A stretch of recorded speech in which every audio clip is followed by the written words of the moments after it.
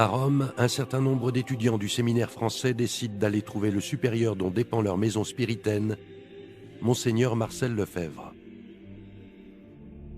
Je me suis beaucoup inquiété de l'impossibilité dans laquelle nous étions de pouvoir continuer à travailler et à arriver, et d'avoir aucune certitude d'arriver au sacerdoce vu l'état d'esprit qui régnait. J'ai été amené à lui demander de faire quelque chose pour nous.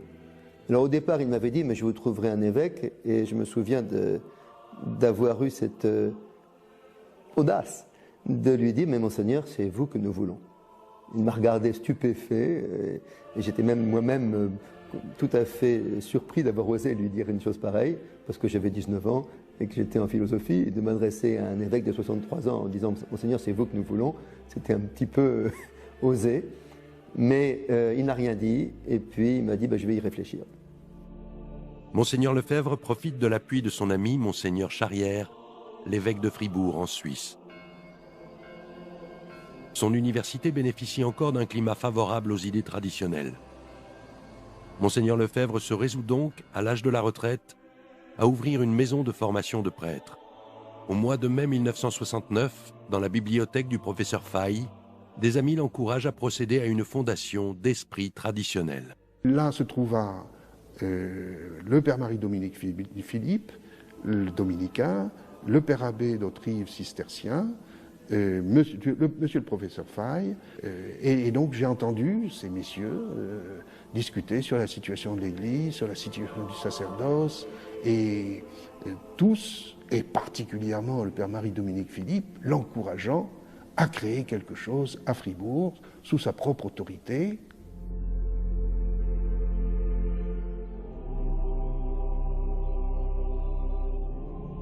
C'est ainsi que quelques mois plus tard, l'archevêque ouvre une première année de formation sacerdotale. Oui, nous étions 9 et disons un mois après l'entrée, nous sommes entrés le 13 octobre, vers le 15 novembre, aussitôt Monseigneur Lefebvre a commencé à nous parler du futur, d'une éventuelle fraternité sacerdotale. Déjà, il nous semblait qu'il avait déjà un plan arrêté dans sa tête, mais à petit, en douceur, il est arrivé à nous faire comprendre que nous pourrions nous disperser dans les diocèses après l'ordination, mais que nous devions rester ensemble dans une société sacerdotale. Oui, Monseigneur Lefebvre était très soucieux de la régularité canonique. Lorsqu'il a ouvert sa maison à Fribourg, c'était avec l'accord de Monseigneur Charrière, l'évêque de Fribourg, qui l'a vivement encouragé à le faire, et avec l'accord et avec le soutien du cardinal Journet et du père Marie-Dominique Philippe. Je me souviens très bien, lorsqu'il a eu la reconnaissance canonique de notre institut au départ, et on est très heureux, il disait maintenant, mais voyez-vous, notre projet est reconnu par l'Église, c'est une œuvre d'Église, personne ne pourra la contester. Mais peu à peu, l'enseignement que ces jeunes reçoivent à l'université de Fribourg s'adapte aux réformes. Monseigneur Lefebvre cherche alors à mettre en place une formation séparée. Les amis valaisans lui proposent l'ancienne maison des chanoines du Grand Saint-Bernard qu'ils ont acquise à Écône, dans le Valais. À partir de la rentrée de 1970, le nom d'Écône, sur la paroisse de Ried, va devenir célèbre. Mon évêque, Monseigneur Adam, que j'ai consulté, bien sûr, m'a dit « Oh, il faut que, monsieur le curé, il faut que vous ayez des relations avec eux, n'est-ce pas? Il faut les inviter, s'ils vous invitent, vous allez. » C'est ce que j'ai fait. C'est bien que, personnellement, j'ai conduit 2 fois Monseigneur Adam à Écône pour rencontrer Monseigneur Lefebvre. Et chaque fois, quand je l'ai ramené, il me disait « Ah, c'est vraiment la providence, c'est une œuvre de Dieu, je suis content. » Malgré l'imposition du nouveau rite de la messe, Monseigneur Lefebvre décide de former ses séminaristes avec l'ancien missel.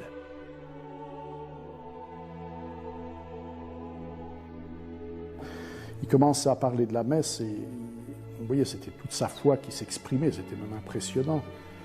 Parce que pour lui, la messe, c'était tout.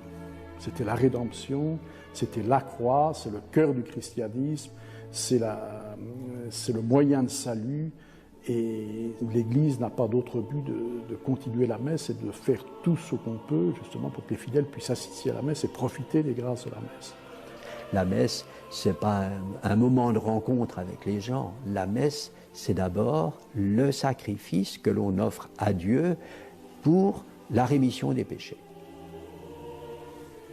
Et le prêtre, il est fait pour cela.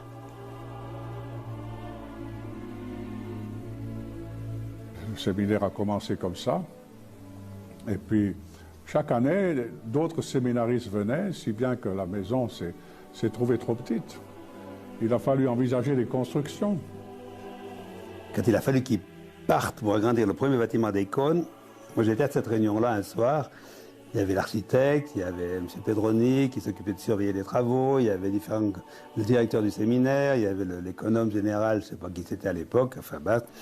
Et il disait, je ne peux pas continuer, je n'ai plus de moyens. Il a dit non, on ne fait rien, on ne fait rien, on ne fait rien. Ils m'ont dit, Monseigneur, il faut faire, il faut agrandir, il faut agrandir, il faut agrandir. Non, j'ai pas les sous, je ne fais pas. J'ai pas la moitié des sous, je ne fais pas. Il avait une règle stricte, si j'ai pas la moitié du budget, je ne fais pas, c'est un signe de la Providence. Et tout d'un coup, on vient l'appeler, Monseigneur, il y a un téléphone pour vous. Quand on l'appelle, c'était 9h du soir, au téléphone de Paris, il revient, il dit, messieurs, on peut commencer les travaux. Le téléphone qu'il venait de recevoir émanait d'une personne qui lui faisait un don, qui lui permettait d'envisager la continuation de l'œuvre. En quelques mois, Monseigneur Lefebvre parvient ainsi à former des dizaines de prêtres dans un esprit traditionnel. De Rome, des cardinaux lui adressent des lettres d'encouragement.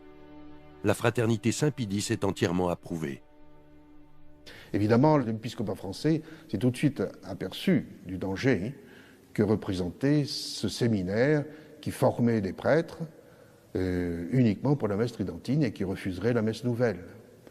Et c'est tout particulièrement Monseigneur Etchegaray qui dressa tout de suite la première opposition en déclarant ce séminaire des Cônes un séminaire sauvage.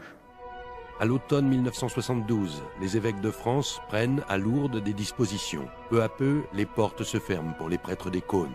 Lors des rendez-vous romains, on reproche à Monseigneur Lefebvre de ne pas célébrer la nouvelle messe. Au mois de novembre 1974, 2 envoyés de Rome sont diligentés par la secrétairerie d'État pour inspecter Cônes. Cônes a reçu une visite apostolique. Une visite apostolique, c'est-à-dire des envoyés du pape qui viennent voir comment ça se passe, interroger les autres. C'est une démarche canonique normale. On fait une visite apostolique dans un diocèse ou dans un monastère, voilà. Et donc Monseigneur Lefebvre revient vite au séminaire, réunit son monde, fait une conférence, dit ce qu'est une visite apostolique, il apaise tout son petit monde, et on attend le lendemain matin, 11 novembre, arrivent les Oncelin et Deschamps. Et en attendant, moi je me rappelle très bien, on se promenait le long du grand couloir avec Monseigneur Lefebvre, et il me dit, car il savait bien que c'était le début des complications avec Rome, il dit « J'aurais préféré mourir que de me trouver en opposition avec Rome ». Mais Monseigneur Lefebvre est profondément scandalisé par ces 2 représentants du pape. Il s'aperçoit que dans les conversations qu'ils ont avec les séminaristes, ils l'interrogent, ils parlent, etc., mais qu'eux, ils font état, ils ne se cachent pas de douter de la résurrection physique de notre Seigneur Jésus-Christ. Ils n'ont jamais assisté à la moindre messe pendant les 2 jours où je crois qu'ils sont restés au séminaire, et ils tinrent des propos tellement révolutionnaire auprès de Monseigneur Lefebvre, que Monseigneur Lefebvre en a fait cette fameuse déclaration du 21 novembre 1974. Nous adhérons de tout notre cœur, de toute notre âme, à la Rome catholique, gardienne de la foi catholique, et des traditions nécessaires au maintien de cette foi, à la Rome éternelle, maîtresse de sagesse et de vérité. Nous refusons par contre, et nous avons toujours refusé, de suivre la Rome de tendance néo-moderniste, néo-protestante, qui s'est manifestée clairement dans le Concile Vatican II et après le Concile dans toutes les réformes qui en sont issues. Aucune autorité, même la plus élevée dans la hiérarchie, ne peut nous contraindre à abandonner ou à diminuer notre foi catholique.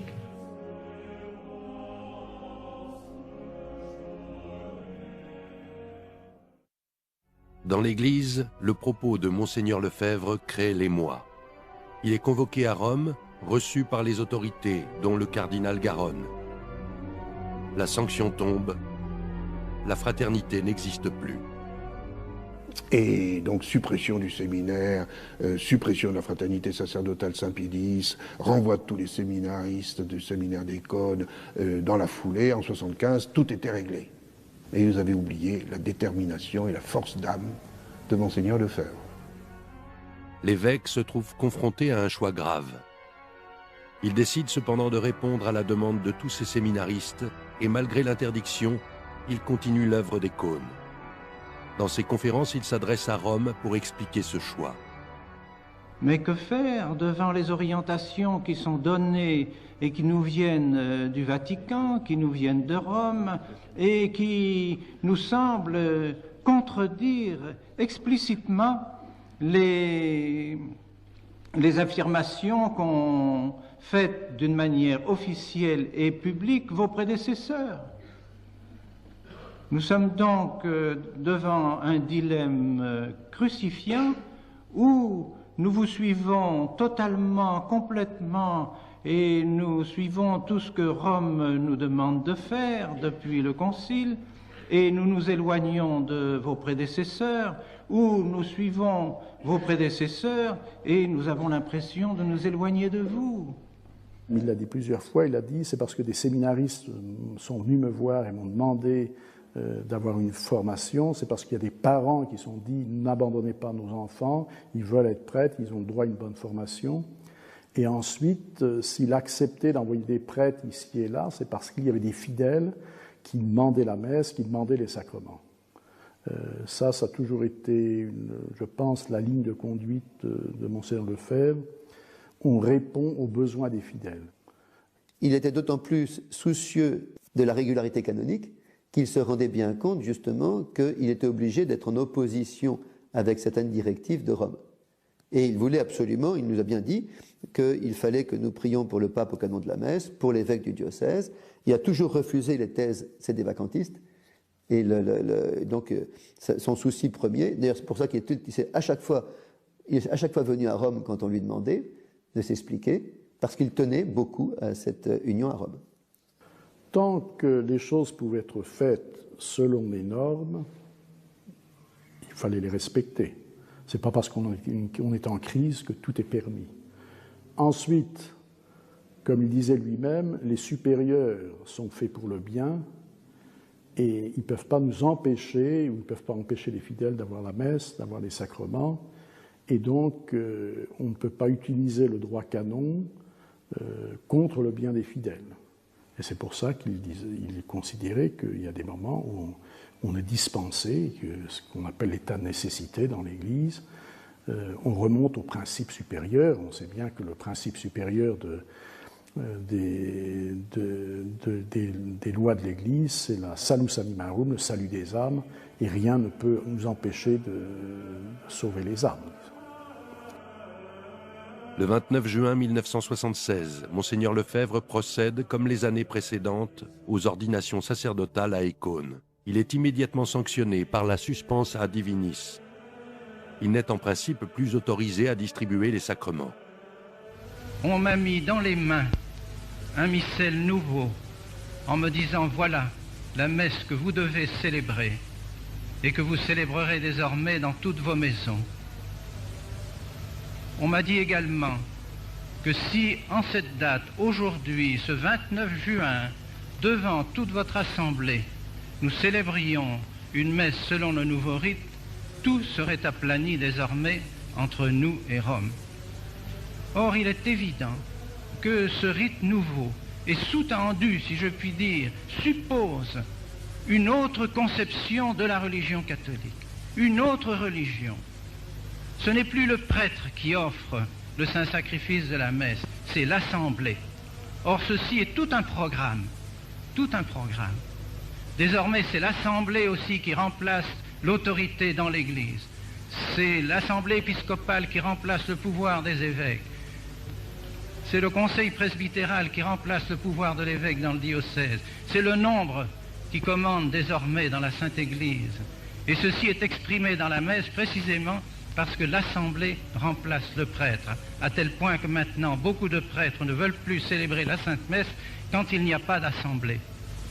Tout doucement, c'est la notion protestante de la messe qui s'introduit dans la Sainte Église. Si j'ai persisté dans cette attitude, c'est parce que je crois à mon bon droit. Devant la persécution qui m'est faite, je n'ai jamais pu, à vrai dire, me défendre. Il n'y a jamais eu un procès en bonne forme. C'est vrai, c'est toujours pénible d'être en difficulté avec les autorités et je n'ai qu'un souhait, c'est de rentrer en bonne relation avec elles. Mais je me sens appuyé, je dirais, par 2000 ans de chrétienté, 2000 ans de l'Église et par conséquent, j'ai même l'impression que ma position est plus confortable que la leur. Eux, on se base sur une Église qui a débuté depuis le Concile Vatican II. Moi, j'ai 2000 ans d'Église derrière moi. À l'été 1976, la visite en France de Monseigneur Lefebvre prend subitement un tour médiatique. Le 29 août, il célèbre à Lille une messe devant 10 000 personnes. À Lille, ils avaient prévu une salle pour 500 personnes. Il a fallu finalement prendre le palais d'exposition pour réunir 10 000 personnes. Et ça s'est fait en l'espace d'un mois. À chaque fois, les gens téléphonaient à Monseigneur Lefebvre. « Monseigneur, il faut qu'on change de salle. Celle de 500 n'est pas assez place, on a pris une de 2000. C'est pas assez grand, on en prend une de 5000. C'est pas assez grand, il faut qu'on prenne le palais des expositions. » S'opposer aux autorités les plus grandes dans l'Église, être suspens à divinis pour un évêque, c'est une chose grave, une chose très pénible. Comment peut-on supporter une chose comme celle-là, sinon pour des raisons excessivement graves? Et oui, les raisons de notre attitude et de votre attitude sont des raisons graves. C'est la défense de notre foi. Je fais une œuvre tout à fait semblable à celle que j'ai accomplie pendant 30 années, et voici que tout à coup, je suis suspens à divinis, peut-être bientôt excommunié, séparé de l'Église, renégat, que sais-je? Est-ce possible? Est-ce donc que ce que j'ai fait pendant 30 ans était susceptible aussi d'une suspense à divinis? Je pense au contraire que si à ce moment-là, j'avais formé mes séminaristes comme on les forme maintenant dans les nouveaux séminaires, j'aurais été excommunié. Si j'avais à ce moment-là enseigné le catéchisme qu'on enseigne dans les écoles à ce moment-là, on m'aurait dit hérétique. Et si j'avais dit la Sainte Messe, comme on l'a dit maintenant, on m'aurait dit suspect d'hérésie. On m'aurait dit aussi hors de l'Église. Alors je ne comprends plus. Quelque chose précisément a changé dans l'Église. Quand j'étais en Californie, il est venu me voir 3 fois. Et à Michigan, à Phoenix, à Houston, c'était toujours la même chose. Je ne fais pas autre chose que ce que j'ai fait comme séminariste, comme prêtre, puis comme évêque. C'était tradidi quod et accepi. J'ai transmis ce que j'ai reçu, tout simplement. Je veux qu'à l'heure de ma mort, lorsque notre Seigneur me demandera « Qu'as-tu fait de ton épiscopat? Qu'as-tu fait de ta grâce épiscopale et sacerdotale ?»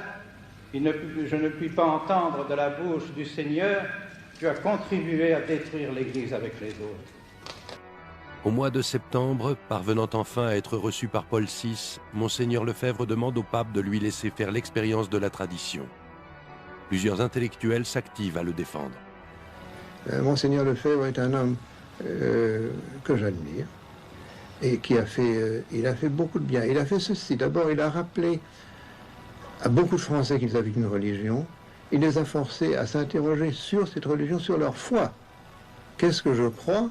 Et est-ce que je suis vraiment catholique romain ou quoi? Est-ce que je vais vers quoi allons-nous? Monseigneur Lefebvre est très attaché à la messe dite de Saint Pie V, qui est d'ailleurs pas de Saint Pie V, mais une messe très antique. Parce qu'il pense que c'est la messe que tous les fidèles, tous les catholiques ont dit, c'est la messe de Pascal, c'est la messe du curé d'Ars, c'est la messe du père de Foucault. Et il ne comprend pas qu'on permette beaucoup d'autres messes, beaucoup d'autres rites, sauf un seul rite, le rite qui était le rite de la messe pendant tant de siècles. Alors moi je pense, naturellement, si je le dirais respectueusement au pape, si vous étiez Paul VI. Oui, c'est ça. Ben je permettrais dans certaines circonstances, la messe de Saint-Pie. Alors ça dénouerait immédiatement une situation très grave, parce que je pense que l'enjeu de cette crise est très grave, n'est-ce pas? Paul VI a dit « Je vais voir, je vais réfléchir, je vais prier, je vais consulter ». Mais ultérieurement, semble-t-il, il a changé d'avis et il a déclaré à Jean Guiton, plusieurs semaines après, il n'est pas question d'accorder la liberté du missel traditionnel, ça serait d'évaluer toute l'œuvre du Concile. Parmi les conseillers de Paul VI, le cardinal français Gabriel Garonne a fait partie de la commission qui a reçu Monseigneur Lefebvre et entraîné sa condamnation. Vous savez, cette affaire, pour mon compte, lorsque Monseigneur a pris sa décision, pour moi, m'a évidemment bouleversé. Je me retourne, je me dis, si j'avais à recommencer, je ne ferais pas autre chose que ce que j'ai fait en conscience. Quand j'ai entendu dire que j'étais de ceux qui faisaient pression sur le pape en cette affaire, j'en ai été simplement stupéfait. J'ai reçu une mission, je l'ai remplie, j'ai remis mon devoir, comme disait Mauriac. Après quoi, je ne me suis plus en aucune façon intéressé à la suite des choses. En tout cas, nous, séminaristes, nous ne demandions qu'une chose, c'était de continuer. L'un ou l'autre professeur, nous savons, fallait obéir dans un premier temps, et puis discuter, et puis peut-être qu'on pourrait continuer après. Monseigneur Lefebvre connaissait les gens avec qui il avait déjà discuté, avec qui il avait affaire à Rome, connaissait ces Romains, il connaissait la Rome moderniste, mais il préférait la Rome éternelle, et il avait choisi déjà la Rome éternelle. Donc, pour lui, sa décision, c'était de continuer. Il a souvent voyagé en Afrique, aux États-Unis, en Amérique du Sud, dans les différents pays d'Europe. Partout, il a prêché. Il a essayé de prendre contact avec les groupes qui combattaient pour le même but, pour la foi, pour le catéchisme traditionnel, pour la messe, à la demande des prêtres. Et il a aussi attiré les vocations. Il a ensuite fondé des séminaires en ordonnant. Et il a progressivement implanté des prieurés dans les pays d'où venaient ces vocations, ainsi que des séminaires, des maisons de retraite, des écoles. C'était une petite chrétienté qu'il reconstruisait peu à peu.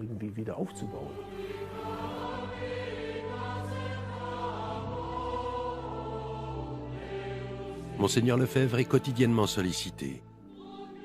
Dès 1971, il est contacté par des jeunes filles qui veulent se consacrer à Dieu. Il crée alors les Sœurs de la Fraternité Saint-Pie X pour faciliter la tâche de ses prêtres. C'est sa propre sœur, Mère Marie-Gabrielle, qui a accepté de se charger de cette fondation. Dans le même temps, leur sœur Christiane, carmélite, refonde en Belgique des couvents d'esprit traditionnels. Il n'avait pas de plan préétabli. C'est au fur et à mesure des circonstances qu'il a fait ce qu'il fallait pour que la foi soit maintenue et qu'il puisse transmettre ce qu'il avait reçu. Mais il n'y a pas de plan. Il était profondément pragmatique. C'est un ancien missionnaire, vous savez, donc on s'adapte au terrain au fur et à mesure que les circonstances et des besoins. Les ordres religieux masculins se développent également. À Mérigny, l'abbé Lecareux reçoit le soutien de Monseigneur Lefebvre pour réévangéliser le centre de la France. Dans le Vaucluse, il ordonne les prêtres du monastère du Barou. En Beaujolais, il soutient le père Eugène qui maintient l'ordre de Saint-François. À Avrier, en Anjou, le prélat confère les ordres à de jeunes dominicains. En Afrique, il avait constaté que la vie religieuse était souvent à l'origine de la conversion des païens. La manière de vivre des religieuses et des prêtres était souvent un facteur très fort dans l'éclosion des conversions. Ces nombreuses communautés font elles-mêmes des fondations à travers le monde. Elles vont des États-Unis jusqu'à la Nouvelle-Zélande. Eh bien, il est venu me rendre visite 3 fois à San José, en Californie. La dernière fois, en 1984. À chaque fois, il recevait bon accueil. Bien entendu, si les prêtres et les évêques locaux s'apercevaient qu'il venait, ils mettaient en place des avis pour dire de ne pas aller le voir. Mais d'après ce que j'ai vu, dans tous les endroits où il allait, il recevait bon accueil de centaines, voire 1000 et même 2000 personnes. Avec le temps, Monseigneur Lefebvre va également être sollicité pour créer des écoles de garçons.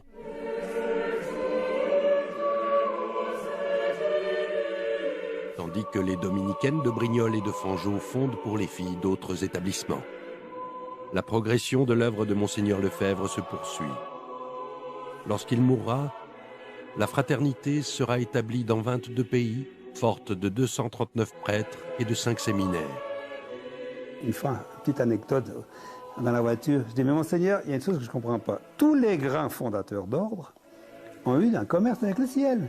Vous n'avez quand même pas me dire que vous n'avez pas des petits tuyaux. Il m'a donné un coup de pointe, puis derrière sur la voiture, mais arrêtez de dire des sottises. Hein. Il ne m'a pas dit qu'il n'y avait pas, mais c'était pas possible autrement.